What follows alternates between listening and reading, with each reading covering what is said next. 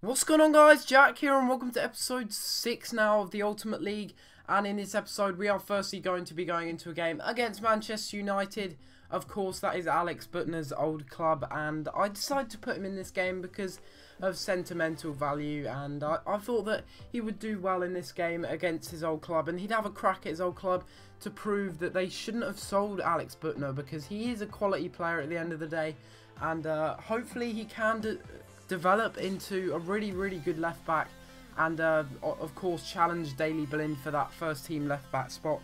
But anyway, we're going into this episode, and guys, something suggested in the last episode of career mode that I do want to talk about and take the time to talk about. Look at Old Trafford there, that is pretty beautiful.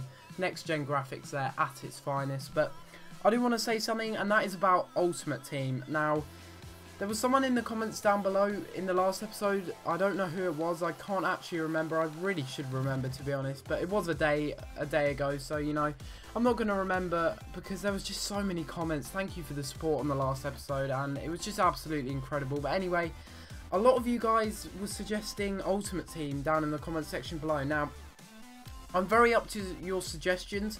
I did try doing Ultimate Team on, I think, yeah, on Xbox 360.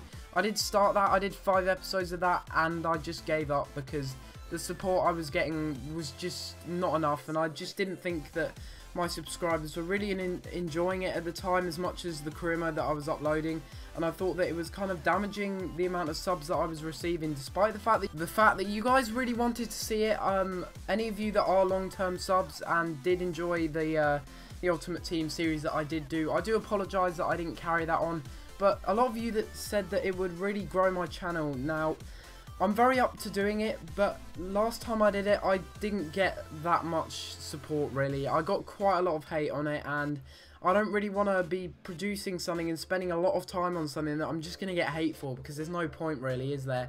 And if it's a career mode based channel and that's what you guys subscribe for, at the end of the day, it's your choice. If you want me to do Ultimate Team, then let me know in the comments down below. But of course, I'd really prefer to stick it to career mode if you guys are alright with that. But it was a good suggestion, and thank you to whoever that was for suggesting that, because I am aware that it would grow my sub base considerably. But at the moment, I'm really happy with my sub base. I've got about 830 subs at the moment, and that's just rocketing up every day. It's just great to see, and it's great to see that you guys are enjoying the content that I am producing, and it's just great that I'm enjoying the videos as much as you are, because I really do enjoy making videos, and it's good to see that you guys do too. Well, enjoy watching them. And you can see into this game though. I'll talk about Ultimate Team later on, once I've got your guys' suggestions down in the comment section below. But I'd rather stay clear away from Ultimate Team if I can help it, because Ultimate Team frustrates the hell out of me, just with all the aids that's filled with it. I mean, I've got quite a big Ultimate Team on my main account, but I'm not really inclined so much to do an Ultimate Team kind of series, because it seems to just all been done, and there's no really kind of there's not that much diversity, I guess you could say, in the kind of series that you can do, and the kind of originality that you can get out of Ultimate Team, because so many people do it. It's such a flooded market, and career mode is a lot less flooded for sure. There's a lot less people, a lot less YouTubers doing it compared to Ultimate Team. If you just search it up, you will find out for yourself. But you can see in this game, we were winning against Manchester United, very surprisingly. Victor Fisher getting the only goal. Of course, it's Victor Fisher. He's been in fantastic form, playing at that lone striker role, really doing well there, surprisingly actually. But of course, I predicted this. I was like, right, I cannot defend this corner. I know this is going to be a goal, because the amount of times that I predicted that a corner's going to go in and it's gone in is just ridiculous. And you can see there that it didn't actually go in the first time, but the deflection did fall all the way to Darren Fletcher, and the Manchester United veteran did score a lovely volley there. I have to admit, I can't take it away from him. That was a great volley. And what's coming up, I do have to apologise. It's quite filthy, it's quite dirty, but you got to do what you got to do. And Duarte there with a lovely chip over Lindegaard to make it 2-1 and get us back in the lead. But I don't usually pull that off that often, so I do apologise if any of you guys don't like me doing that. It's just that in this game, I just felt that I really did deserve the win, and I thought that by doing this kickoff glitch, it would get me the win. But if you don't want me to do it, I won't do it in the future, because I know it's, in a way, it's kind of cheating, because it's exploiting a glitch in the game, really, and a glitch that really should be patched. But we do end up winning the game 2-1. Duarte and Fisher getting the goal, and of course Fletcher getting a goal off of that corner. Those next-gen graphics are just incredible. Look, you can see the cars in the background, the road. It's just really beautiful.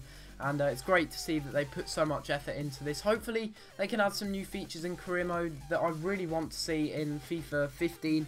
I think that would be really awesome. I've got so many great ideas, and I hope they are implemented into career mode. But you can see here we've got the squad report, and you can see some players are increasing in overalls. But something I do have to say about Nicholas Moisander. Now, a lot of you guys have been saying that you don't want me to get rid of him. I'm not going to be getting rid of him. I just don't feel like I want to play him as much in the games that I have been, because looking at him now, I realise why our defence is so shaky, because he's got high medium work rates, and it's the same with a lot of Ajax centre-backs. They've got high medium work rates. I think the only one is Mike van der Hoorn, and he has medium high actually, so that's pretty good work rates for a centre-back. And of course he's a tank, he's 6'3". I mean, what more could you ask for? Perfect work rates and 6'3", but I think Joel Vitamin or Vletterman has also got quite good work rates as well. I'm not 100% sure, but we've got a lot of players here in the squad. I think we've got a full squad at the moment, and a lot of players are growing. It's great to see that. Neutink is up to 74 overall. He's probably going to be the main centre-back from now on, because I realise that he has got medium work rates. And Moisander may drop to the bench for a few games at the moment, and of course Colben is currently in the reserves, because I'm frustrated with him and the fact that he declined the contract. But I will be bringing him back into the first team very shortly, probably in the next episode, because I feel he is a solid player. And you can see that we've got a Swedish guy here, Sebastian Lund, but I can't promote him yet because the squad is of course full. Until I can maybe loan someone out, or maybe release someone from their contract if they're not doing good enough, then I will promote him, because he looks like a complete god. But we get a Swedish 5-star scout there, and we send him out to Sweden in the Superliga to see if he can find any talent. Hopefully he can, and find us some really good youth players that we can put straight into the team, because of course we've already got that scout future star that's going to be brilliant in a few years time, and I just can't wait to see his growth.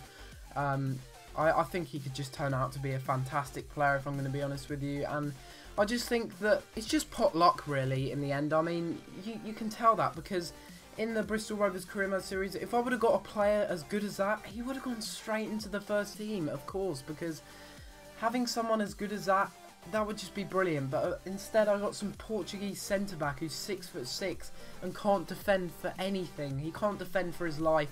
And it's really disappointing, although you guys did say in the last episode that you did want me to play him a bit more, and of course I'm going to do that. But anyway, enough getting distracted. We're into this game against Arsenal in the BPL, of course, and Arsenal had the first chance there. I think that was Santi Cazorla kind of doing some trickery around the defenders there. I cannot deal with his dribbling skills. He's got such good dribbling on this game, and I think that's Mario Mandzukic, correct me if I'm wrong, from Bayern Munich, who has transferred, it seems, to Arsenal, which is quite interesting.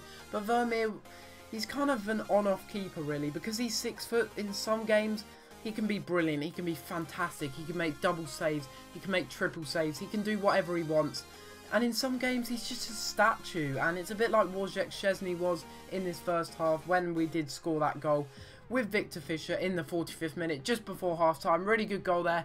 And he's doing really well at that lone striker role at the moment, filling in for Colben whilst he's in the reserves, learning his lesson, because with Victor Fisher in this kind of form, I have no reason to take him out of that lone striker spot, despite the fact that he is a left winger.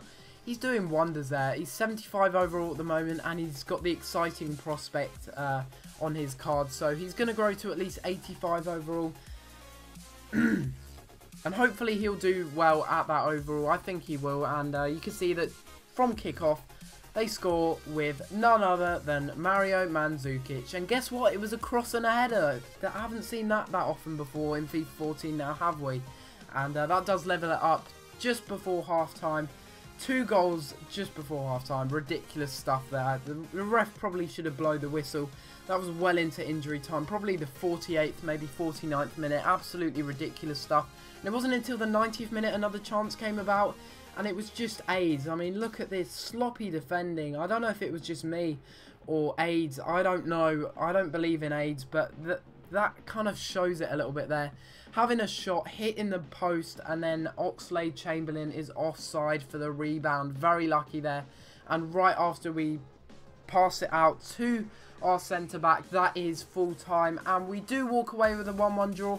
Not too bad in this game, and we did pretty decent in that game, to be fair. But guys, if you have enjoyed this episode of Career Mode and want more Career Mode from me, please be sure to like and subscribe. If we can hit 35 likes for this episode, it'd be much appreciated. And I hope you have enjoyed this episode, but I'm going to have to leave it there, and I'll see you next time for another episode. Thanks for watching.